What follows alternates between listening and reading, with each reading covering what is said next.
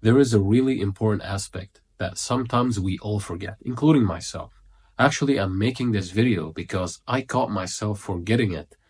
And it was actually funny because recently I just read The Power of Your Subconscious Mind and it resonated with me. And at the same time, it's basically the same thing that Neville is teaching. And what's really funny is sometimes we get caught up on the how, and we get caught up on when to let go, and we get caught up on when to persist. And is there a discrepancy between letting go and persisting? And I wanted to clear things up a little to myself and to you guys. Neville Goddard many times spoke about letting go when you actually land the sats or the state akin to sleep, when you imagine things into sleep, like you imagine it and you go to sleep and you impress the subconscious mind. He says, let it go. And sometimes he says, persist. When should I persist and when should I just let go? I don't know. So I asked myself that question. When should I do this and when should I do that? And is that a discrepancy or did he contradict himself? No. I'm going to explain it to you. When you actually have that sats landed or that imaginal scene impressed into your subconscious mind, you will wake up, you won't even have this desire to imagine it anymore. You'll feel like it's normal, it's happened, it's done. This is where you let go. You let go of that whole thing. It's already done. Why would you be like concerned about it? Why would you concern about what's going to happen and what's the next step or anything like that when it's already done? You will feel it like it's already done. And the persistence part is when you actually started to waver around. You start to feel like the 3D is pushing you. This is when you tell yourself that it is done. You persist that what you assumed is the truth. What you assumed is the reality, not the 3D world in front of you. This is not how it works. It works in ways and means that you don't even comprehend. It works in ways and means that you don't even comprehend. Don't try to decipher the intelligence, the ultimate, the infinite intelligence of the subconscious mind, because this power grows your nails. This power grows your hair. This power makes the planets move around. So don't just be like, I'm trying to figure out how it's going to happen. No, you just landed it and you feel like you don't need to imagine it anymore. This is when you know that you impressed the subconscious mind. And afterwards, when you see things in the 3D that doesn't match what you imagined and you start to feel like, this is interesting. This is where you tell yourself that it is done. You stay persistent in the feeling of the wish fulfilled. You know that what you imagined and what you fell asleep doing is actually the reality, not the 3D world. This is just a hologram. Like quantum physics every single day is proving that this is a hologram. This is a high-tech simulated game like Elmore Locker always talks about. It's actually his name David, but whatever. So here is what I want you to do.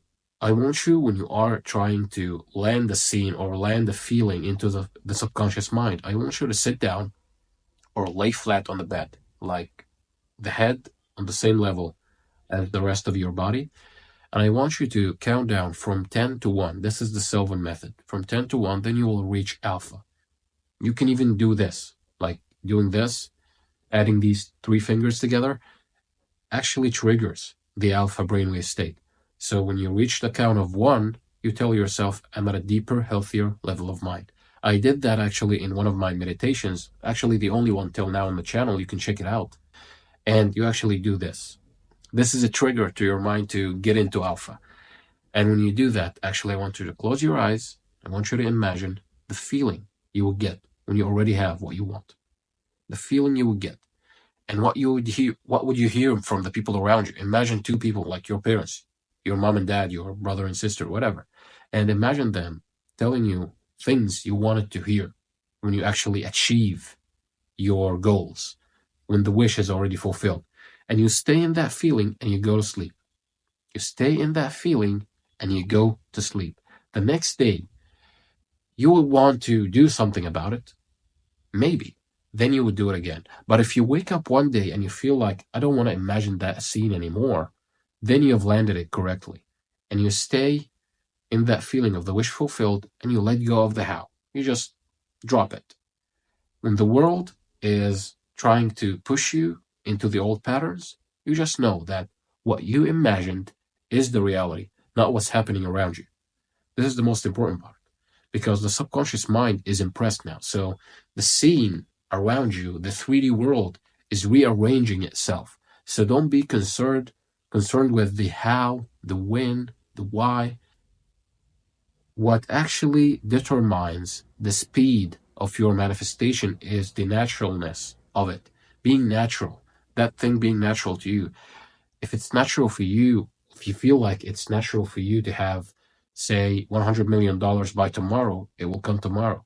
If it feels natural to you, if it feels hard, your limiting beliefs and whatnot, then you gotta work on that. See what is that limiting belief. This is a simulation. This is a game. You can have whatever you want whenever you want.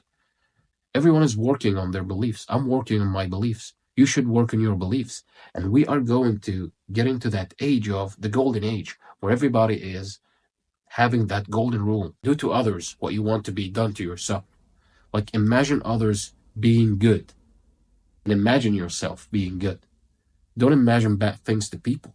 I'm not telling you you can't do that. You can actually. This is why I'm telling you, use your imagination constructively to help others, not the other way around. This is actually a video about the mistakes that sometimes I catch myself doing. So I hope it helps you.